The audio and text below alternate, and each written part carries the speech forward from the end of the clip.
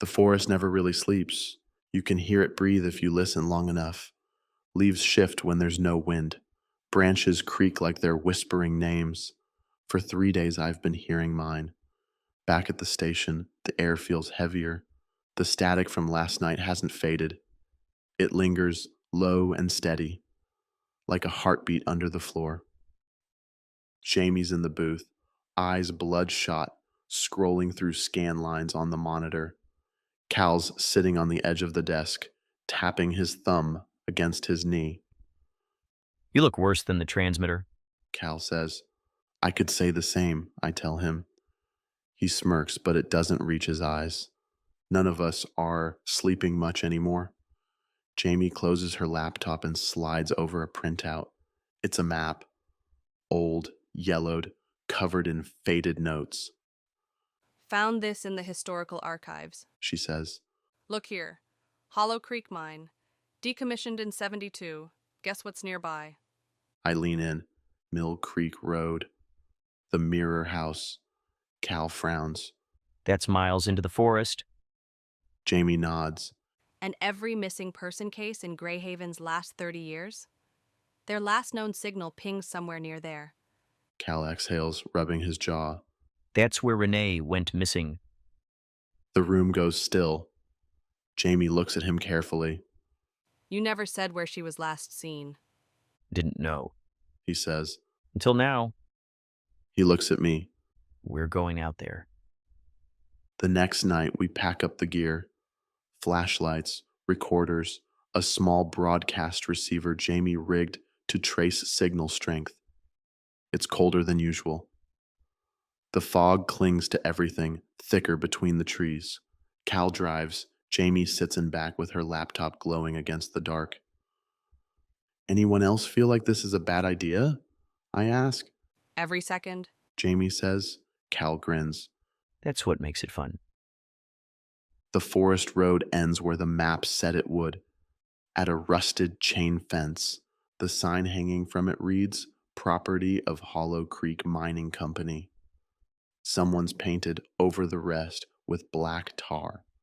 We slip through the gap in the fence. The air changes the deeper we go, colder, damper, quieter. Even the insects stop making noise. Every so often I catch whispers between the crunch of our boots. At first I think it's just Jamie and Cal behind me. Then I realize the voices are saying different words. We find what's left of a tower.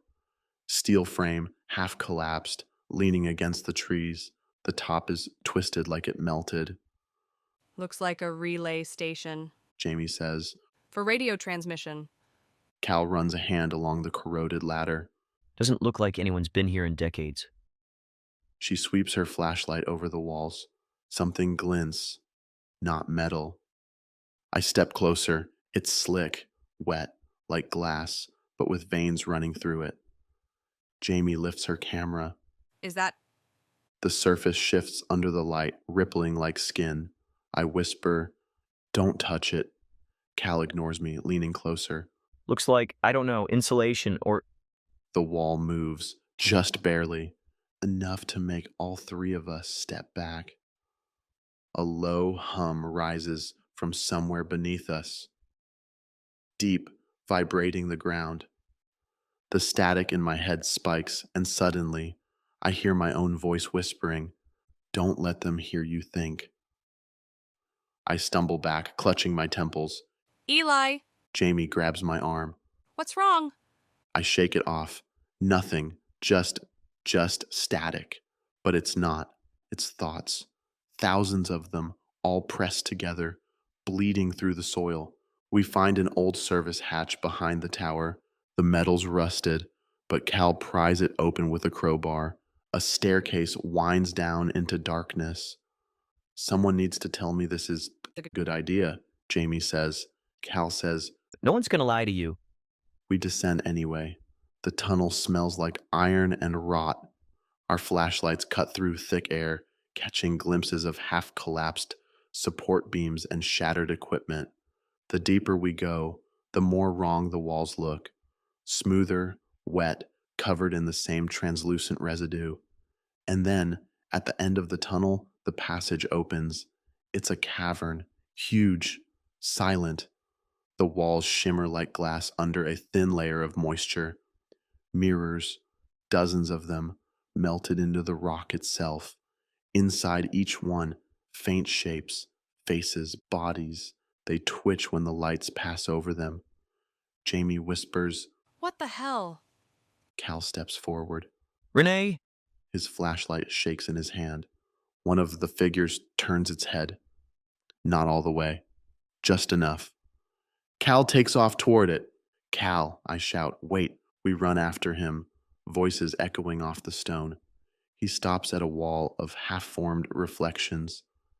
Hundreds of them, suspended in liquid glass. He presses a hand against it. The surface ripples. A face stares back. His sister's, alive, still young, eyes open. Renee? His voice breaks.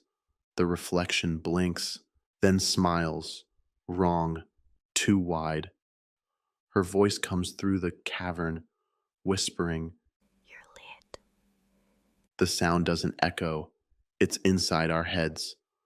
Cal screams and smashes the glass with his wrench. It bursts open like a wound, spilling black fluid across the floor. Something behind it moves. Fast. I grab him, pulling him back. Jamie's yelling, light shaking in her hand. The shapes inside the walls begin to stir. Their eyes open, hundreds of them, moving in delayed unison. Every reflection a beat behind the real world, and they start to mimic us. Every breath, every movement. Jamie backs toward the exit. Eli, we need to go. Now. Cal's crying, whispering his sister's name. The walls are pulsing, the glass turning to flesh. I drag him away. He looks back once more, and I see it. His reflection doesn't follow. It stays, smiling. We sprint through the tunnel. The hum is louder now, turning into a low roar. The air is vibrating, the ground breathing beneath us. Behind us, the reflections are coming apart, climbing out of the glass, their forms half melted, their mouths moving in sync. And somewhere beneath it all, a single thought pulses in my skull. They wear what they eat. We burst through the hatch into the fog. Cal collapses to his knees. Jamie drops the camera, sobbing. The forest is alive with faint movement, shadows twisting through the mist, taking human shapes before fading again. We don't talk on the drive back. No one does. At the station, the silence feels heavier than before. Jamie's reviewing the footage. Cal hasn't moved from his chair. He's staring into the studio glass again, muttering. I can't hear what he's saying, but I know the rhythm. It's Renee's voice. I sit at the mic because I don't know what else to do. The on-AR light hums red. Good evening, Grayhaven, I say quietly. This is FearCast. Static hums softly under my words. If you're hearing this, stay out of the forest.